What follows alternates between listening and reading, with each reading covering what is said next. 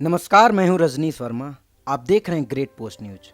आज संविधान दिवस के अवसर पर हम संविधान के कुछ गहरे और गंभीर मुद्दे पर चर्चा करेंगे। हमारा संविधान खून से सींचा गया था। सोचो, जब देश 1947 में आज़ाद हुआ तब हमारे पास सिर्फ आज़ादी थी, पर नियम नहीं। अंग्रेजों ने हमें बांट कर छोड़ दिया था। हिंदू मुसलमान के नाम पर खून बहा, लाखों लोग घर बार छोड़कर भागे। ऐसे में हमें एक ऐसी किताब चाहिए थी जो हमें जोड़ सके, हमें एक कर सके। संविधान सिर्फ कागज का टुकड़ा नहीं है, बल्कि उन लाखों कुर्बानियों की विरासत है। अगर हिंदुस्तान को एक बड़ी फैमिली समझें तो संविधान वो रूल बुक है जो बताती है कि सबको कैसे रहना है, क्या अधिकार मिलेंगे और कैसे न्याय होगा। यह बताता है कि सरकार क्या कर सकती है और क्या नहीं। यह हर इंसान को बराबरी का हक देता है। दिल्ली की सर्दी में किसी बेघर को कंबल देना संविधान को जिंदा रखना है। किसी भूखे को रोटी खिलाना संविधान को सलाम करना है। सड़क पर ट्रैफिक नियम मानना संविधान को इज्जत देना है।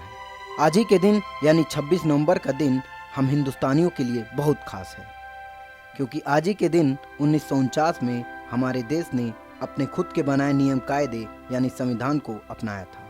इस दिन को कहते हैं संविधान दिवस। इस दिन हमारे संविधान निर्माता डॉक्टर भीमराव अंबेडकर और उनकी टीम ने इसे बनाने के लिए 2 साल 11 महीने और 18 दिन तक कड़ी मेहनत की थी।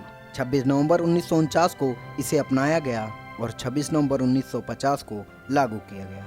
डॉक्टर भीमराव अंबेडकर की 125वीं जयंती के अवसर पर 2015 में प्रधानमंत्री नरेंद्र मोदी ने संविधान दिवस मनाने की शुरुआत की थी, ताकि हर भारतीय को अपने संविधान और अधिकारों की अहमियत समझ में आए। इस दिन को राष्ट्रीय कानून दिवस के रूप में भी जाना जाता है। हमारा संविधान दुनिया का सबसे लंबा लिखित संविधान है। इसको 1,46,385 शब्दों में लिखा गया है। इसे हिंदी और अंग्रेजी दोनों में लिखा गया है। संविधान ने हमें समानता का अधिकार दिया, लेकिन दिल्ली में यह बराबरी अभी तक अधूरी है। यमुना किनारे झुग्गियों में रहने वाले बच्चे आज भी भूखे सोते हैं।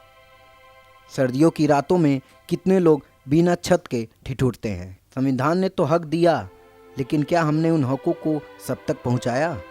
जब आप कनॉट प्लेस में महंगी कॉफ़ी पी रहे हो, तब याद करें कि चांदनी चौक की गलियों में कोई आज भी 2 वक्त की रोटी के लिए जूझ रहा है। डॉक्टर भीमराव अंबेडकर, जो खुद दलित समुदाय से थे, उन्हें संविधान बनाने की जिम्मेदारी दी गई।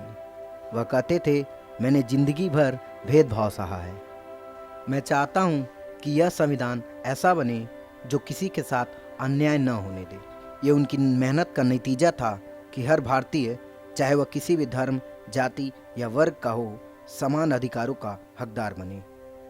जब संविधान लिखा जा रहा था तो उसमें 15 महिलाएं भी थीं। ये महिलाएं उस दौर की रूढ़िवादिता को तोड़ते हुए हमारे अधिकारों की लड़ाई लड़ रही थीं। संविधान ने हमें कई अधिकार दिए हैं, जैसे आर्टिकल 14 ने बराबरी का हक दिया है। चाहे आप दिल्ली के करोल बाग में दुकान चलाओ या साउथ दिल्ली में कोठी के मालिक हो, कानून की नज़र में सब बराबर है। आर्टिकल 19 हमें बोलने की आज़ादी देता है।